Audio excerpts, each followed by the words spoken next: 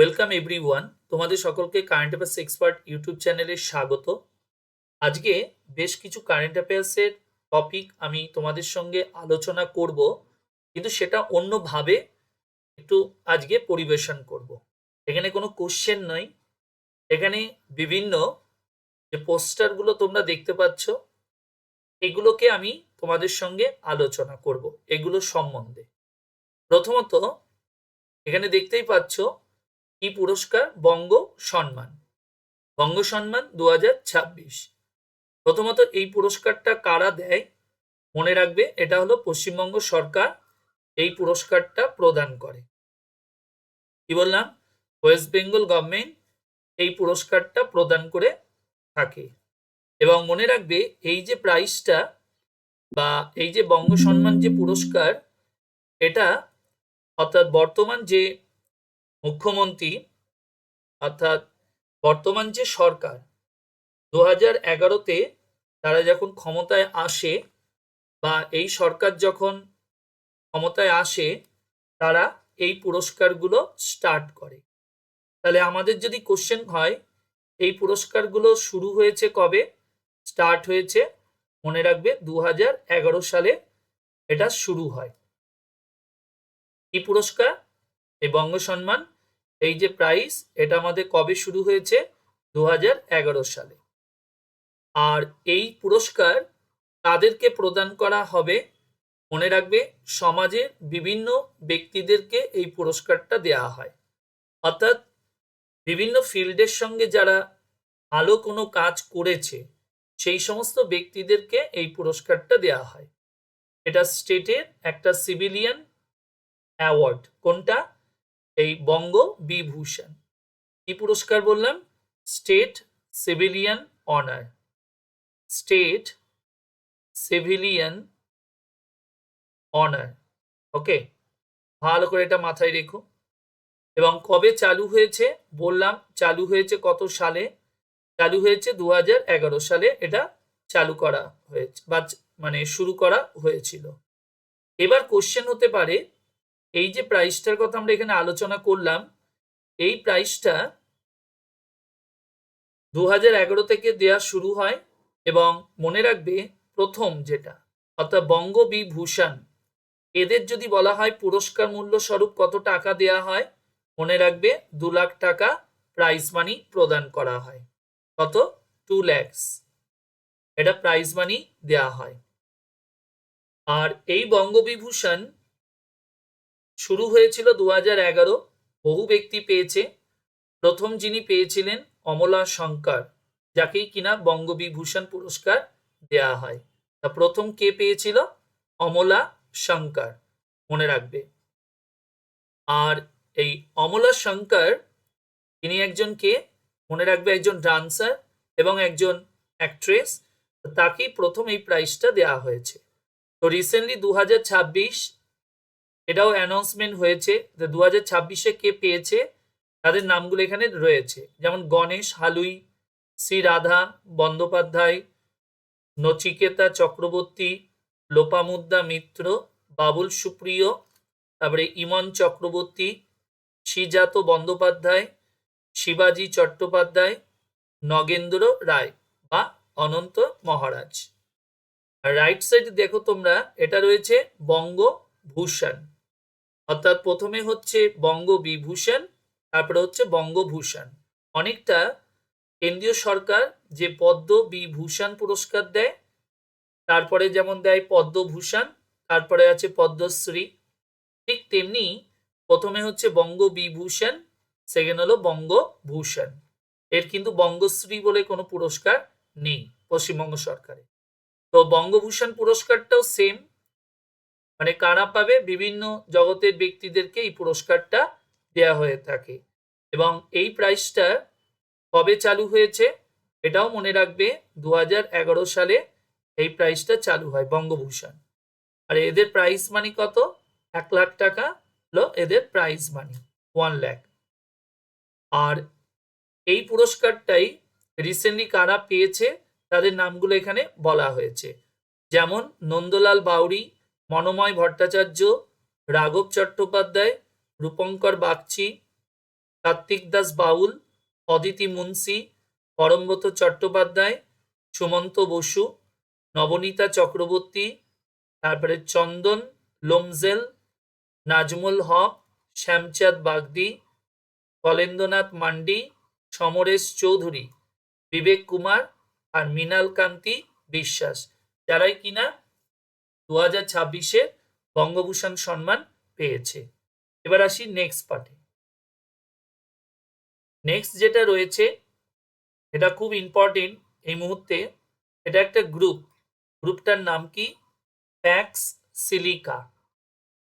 গ্রুপটার নাম কি বললাম? Packs silica. এই যে গ্রুপটা, প্রথমত এই গ্রুপটা কবে তৈরি হয়েছে? মনে রাখবে 2025-এ এই গ্রুপটা এস্টাবলিশড হয়। 2025-এ, ওকে। আর মনে রাখবে এই গ্রুপটা তৈরি হয়েছিল কোথায়, বা কোথায় এটা এস্টাবলিশড হয়েছিল? মনে রাখবে ইউএসএ তে এটা এস্টাবলিশড হয়। কোন দেশ? ইউএসএ। তো 2025 সালের ডিসেম্বর মাসে ওয়াশিংটনে, কবে বললাম? 2025-এর ডিসেম্বর মাসে ওয়াশিংটনে বা ওয়াশিংটন ডিসিতে এই অর্গানাইজেশনটা তৈরি করা হয়। এবার কোশ্চেন, এই অর্গানাইজেশনটা তাদের নেতৃত্বাধীন, মার্কিন নেতৃত্বাধীন একটা কৌশলগত অর্থনৈতিক উদ্যোগ এবং জোট, যারা কি কাজ করবে?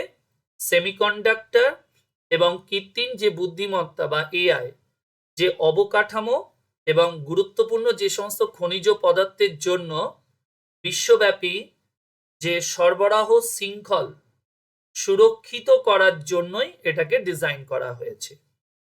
কি বললাম? বিশ্বব্যাপী, অর্থাৎ এমন কোনো খনিজ পদার্থ যেটা সারা বিশ্বে যাতে সরবরাহ করা হয় সঠিকভাবে, সেই বিষয়ে যাতে সুরক্ষিত করা যায়, তার জন্য এই গ্রুপটাকে তৈরি করা হয়েছে। অর্থাৎ যেটাকে আমরা কি বলি?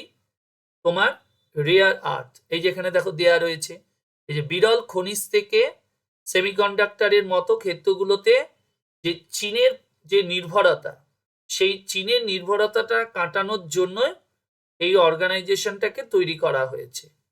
ঠিক আছে? রেয়ার আর্থ যেগুলো রয়েছে সেগুলো, মানে খুবই বিরল যে সমস্ত খনিজ বিষয়গুলো রয়েছে, তো তাদের উপর, মানে চীনের উপর যে নির্ভরশীলতা, সেটাকে কাটানোর জন্য এই গ্রুপটা তৈরি হয়। কবে? 2025-এ। কি নাম দেওয়া হয়েছে? Packs silica. প্যাক্স সিলিকা গ্রুপটার নাম দেওয়া হয়েছে। আর কবে তৈরি হয়েছে, কোথায় তৈরি হয়েছে বললাম, ওকে। এবার কোশ্চেন, এই যে অর্গানাইজেশনটা, এই অর্গানাইজেশন রিসেন্টলি ভারত এখানে অংশগ্রহণ করেছে, এবং এই অর্গানাইজেশনে শুরুতে যে দেশগুলো ছিল, মানে ইনিশিয়াল বা প্রাথমিক স্টেজে, সেই দেশগুলো কারা? মনে রাখবে, যেমন অস্ট্রেলিয়া, গ্রিস, তারপরে জাপান, দক্ষিণ কোরিয়া, সিঙ্গাপুর, নেদারল্যান্ড, যুক্তরাজ্য, ইসরায়েল, ইউএই, গ্রিস এবং কাতার। দেশগুলো দেখো এখানে রয়েছে, যেমন অস্ট্রেলিয়া বললাম, তারপরে তোমার রয়েছে গ্রিস, তারপরে রয়েছে ইসরায়েল, জাপান, কাতার, কোরিয়া, সিঙ্গাপুর, সংযুক্ত আরব আমিরশাহী, ব্রিটেন। এই দেশগুলো এখানকার তোমার সদস্য দেশ, মানে শুরুতে ছিল। তো এবারে 2026 সালে ফেব্রুয়ারি মাসে ভারত এই গ্রুপে অংশগ্রহণ করেছে।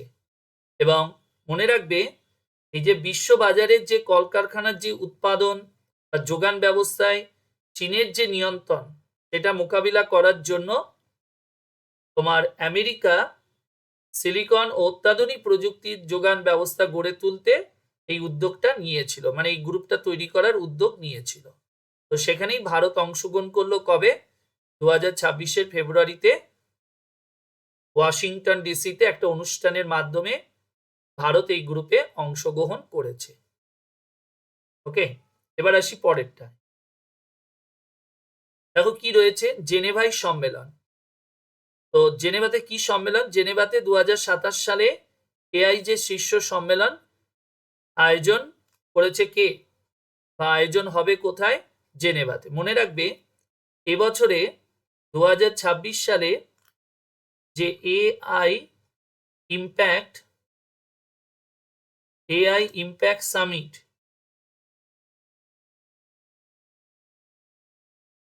কোথায় হয়েছে?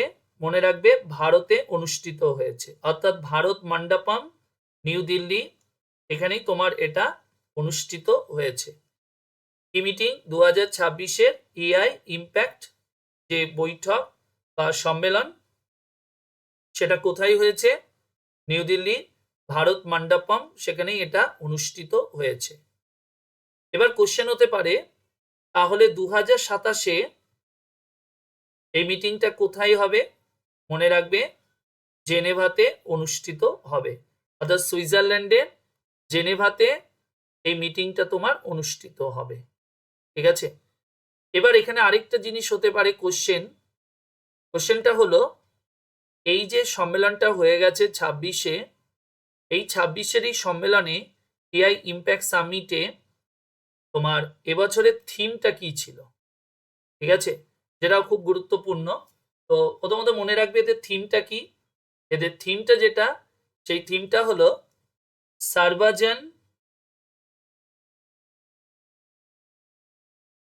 সার্বজন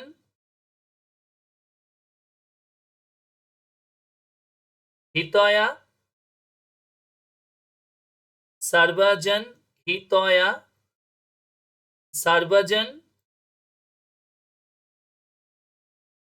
সুখয়া, এটাই ছিল তোমার এবছরে থিম ছিল। কি বললাম? থিমটা ভালো করে মাথায় রেখো। থিমটা হলো সার্বজন হিতয়া, সার্বজন সুখয়া, এবং এটা কি, যেটা ইংলিশে যেটা আমাদের বলা হচ্ছে ওয়েলফেয়ার ফর অল, হ্যাপিনেস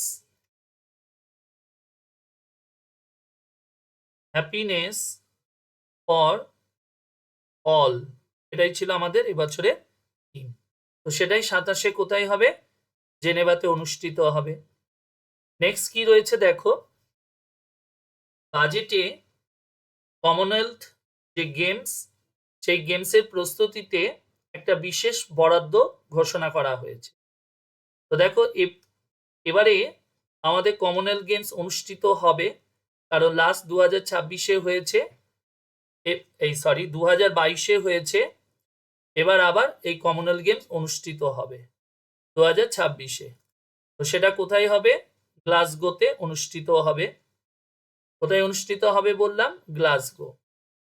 তো গ্লাসগো শহরে এবারের এই যে কমনওয়েলথ গেমস অনুষ্ঠিত হবে 2026-এ, তারই প্রস্তুতির জন্য সরকার এই বাজেটে তোমার একটা বরাদ্দ ঘোষণা করেছে। তাহলে আমাদের এটা কোথায় অনুষ্ঠিত হবে বললাম? গ্লাসগো শহরে অনুষ্ঠিত হবে 2026। তো সেই কারণে আমাদের যিনি অর্থমন্ত্রী, এবারের বাজেটে এই কমনওয়েলথ গেমসের জন্য, মানে কমনওয়েলথ গেমসের প্রস্তুতিতে একটা বড় অর্থ ঘোষণা করেছে। ঠিক আছে, তো মনে রাখবে, মানে এই যেখানে দেখো দেয়াই রয়েছে যে ক্রীড়া ক্ষেত্রে বরাদ্দ বাড়ালো কেন্দ্রীয় সরকার, এবং বাজেটে তা পেশ করা হয়েছে, এবং ক্রীড়া ক্ষেত্রে বরাদ্দ বাড়ানো হয়েছে প্রায় 1000 কোটি টাকার উপর, যেটা বাড়ানো হয়েছে, মানে গতবারে যা হয়েছে তার থেকে এবার আরেক কিছু বাড়ানো হয়েছে। তো এবারে যে ক্রীড়া ক্ষেত্রে বা ক্রীড়া খাতে বরাদ্দ করা হয়েছে কত? মনে রাখবে 4,479.88 ক্রোড়, অর্থাৎ 4,479.88 কোটি টাকা, যেটা কিনা বরাদ্দ করা হয়েছে, যা গতবারের তুলনায় প্রায় 1133.34 ক্রোড় এই টাকাটা অতিরিক্ত ঘোষণা করা হয়েছে। ওকে, কত? 1133.34 কোটি টাকা যেটা বেশি বরাদ্দ করা হয়েছে। এর মধ্যে ক্রীড়া সরঞ্জাম প্রস্তুতকারকদের জন্য প্রায় 500 কোটি টাকা বরাদ্দ করেছে ক্রীড়া মন্ত্রক। এছাড়াও আমাদের দেশে যে স্পোর্টস অথরিটি অফ ইন্ডিয়া যেটা রয়েছে তাদের জন্য কিন্তু সরকার বরাদ্দ করেছে। তো এই psyche sports authority of India, তো এদের জন্য সরকার প্রায় এর আগে যেটা ঘোষণা করেছিল 880 কোটি টাকা, 880 ক্রোড়, তো সেটাই এবারে বাড়িয়ে কত করেছে মনে রাখবে, 917.38 কোটি টাকা, যে অর্থটা বাড়িয়ে এটা করা হয়েছে। ঠিক আছে, আর এবছর থেকে একটা নতুন মিশন চালু করা হলো। এই মিশনটার নাম কি মনে রাখবে, খেলো ইন্ডিয়া মিশন। কি নাম বললাম? খেলো ইন্ডিয়া মিশন, যেটা এবছর থেকে চালু করা হলো। এবং কোচেদের উন্নয়নের জন্য এবং মানে কোচিং যে প্রশিক্ষণ কেন্দ্রগুলো রয়েছে সেগুলোর উন্নয়নের জন্য বরাদ্দ করা হয়েছে। এছাড়াও অ্যাথলেটিকদের উন্নয়নের জন্য একটা বড় টাকা ঘোষণা করা হয়েছে। আর এবারে কমনওয়েলথ গেমস প্রস্তুতির জন্য একটা বড় অ্যামাউন্ট যেটা তোমার বরাদ্দ করা হয়েছে। ঠিক আছে, অর্থাৎ এই যে দেখতেই পাচ্ছ যে যেসব ক্রীড়াবিদ কমনওয়েলথ গেমসের মতো আন্তর্জাতিক প্রতিযোগিতায় আন্তর্জাতিক প্রতিযোগিতার জন্য তৈরি হচ্ছেন তাদের জন্য প্রায় 78% বৃদ্ধি হয়েছে বাজেট খাতে, অর্থাৎ 28.05 কোটি থেকে বেড়ে হয়েছে কত, প্রায় 50 কোটিতে দাঁড়িয়েছে। অর্থাৎ আগে যেটা ছিল তার থেকে আগে যেটি ছিল তার থেকে এই অ্যামাউন্টটা আমাদের বৃদ্ধি পেয়েছে। অর্থাৎ এবছরে জুলাই আগস্টে যে গ্লাসগোতে যে কমনওয়েলথ গেমস হবে তার জন্যই এই বরাদ্দটা করা হয়েছে। ঠিক আছে, আর এবছরে তো বললাম 26-এ কোথায় হবে। আর মনে রাখবে 2030-এ কমনওয়েলথ গেমস এটাও আমাদের ঘোষণা করা হয়ে গেছে। 2030-এর কমনওয়েলথ গেমস কোথায় হবে মনে রাখবে, আহমেদাবাদ শহরে অনুষ্ঠিত হবে। কোথায়? আহমেদাবাদ, 2030-এ। আর 26-এ কোথায় হবে? গ্লাসগো শহরে। ঠিক আছে, আশা করি বুঝতে পেরেছ। তোমাদের এই যে আজকে যেভাবে নিলাম ক্লাস করালাম, এটা তোমাদের কেমন লাগছে, নাকি তোমাদের কোশ্চেন আর আলোচনা করলে বেশি সুবিধা, অবশ্যই তোমরা কমেন্ট বক্সে কমেন্ট করবে যে এই টাইপটা ভাল লাগছে না কোশ্চেন গুলোকে নিয়ে আলোচনা করব সেটা বেশি সুবিধা। ওকে, তো তোমাদের কমেন্টের অপেক্ষায় থাকলাম। সকলে ভালো থেকো, টাটা।